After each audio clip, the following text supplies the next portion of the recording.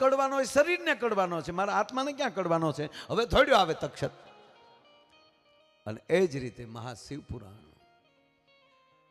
માં ભગવતી પાર્વતી મહાદેવને કહે છે, પ્રભુ હું એક અભિમાની પિતાની દીકરી હતી, ત્યારે મને ઘમંડ હતો, મને અભિમાન હતું, હું સતી હતી, હું તમને પતિ તરીકે ન સ્વીકારી શકી. અને એને જ લીધે મારા બાપના યજ્ઞમાં યજ્ઞ હોવા છતાં મારા દેહને પડતો મૂકવો પડ્યો. યજ્ઞ તો ખંડિત થયો, પણ મારા પિતા અહંકારી હતા, એ પણ ખંડિત બન્યા. અને હું આપની સેવા ન કરી શકે, અથવા તો આપની પત્ની, હું ધર્મ પત્ની ન બની શકી, માટે મેં હવે સ્થિર બાપને પસંદ કર્યો. હિમાલય સ્થિર છે, મારો પિતા હિમાલય બન્યો છે, અને પાછો ઠંડો છે. જેની ગોદમાં બેહું તો ટાટા હેલ્ડ આવે, એવા બાપની દીકરી થઈ અને પાર્વતી બનીને તમારા ચરણ સુધી પહોંચી છું. હવે મને કયો, ભગવાનનું ભજન એટલે શું? અને ભગવાન શિવના મોઢામાં શબ્દ નીકળે, ધન્ય ધન્ય ગિરિરાજ કિશોરી. હે ગિરિરાજ, હે હિમાલયની દીકરી, હું તને ધન્યવાદ આપું છું કે તારો બીજો જન્મ થયો, છતાં તને હરિભજનની જે વૃત્તિ હજી એને આજ મગજમાં રહી છે, અને ફરીવાર પાછા ભગવાનની ભજન સાંભળવાની તમને ઈચ્છા થઈ. એટલે હે ગિરિરાજની દીકરી, હું તમને ધન્યવાદ આપું છું.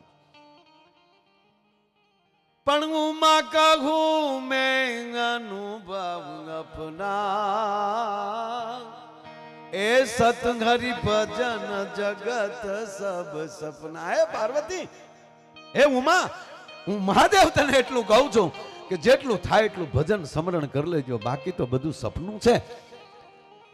અને ઈ શિવ પુરાણ મને તમને મારા તમારા જન્મો જન્મના પાપ ધોઈ નાખે.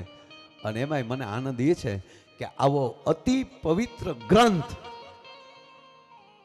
અને એ સોમવતી અમાસ, અને એ માગસર મહિનાની સોમવતી અમાસ, બાપુ પેઢીઓમાં કારક આવે. અને એ જ કૃષ્ણ ગીતામાં ભગવાન નારાયણને એમ કહેતા હોય અર્જુનને કે હે નારાયણ, વૃક્ષમાં પીપળો મારી વિભૂતિ છે, પ્રાણીમાં સિંહ મારી વિભૂતિ છે, માણસમાં રાજા મારી વિભૂતિ છે, અને માસમાં 12 મહિનામાં માગસર મારી વિભૂતિ છે. અને એ માગસર મહિનાની જ્યારે કહેવાય કે અમાસ, અને એ સોમવતી અમાસ આવે, એ અમાસને દિવસે જેટલું જેને ભજન કરે, જે પાય હારું નરું પાપ કરે તોય ભૂહાતું નથી, અને પુણ્ય કરે તોય ભૂહાતું નથી. એ સોમવતી અમાસ ગઈકાલે ગઈ. અને એમાં શિવ પુરાણનું એટલે મને આનંદ એ છે કે આને મોતીડું પરોવી લીધું કહેવાય.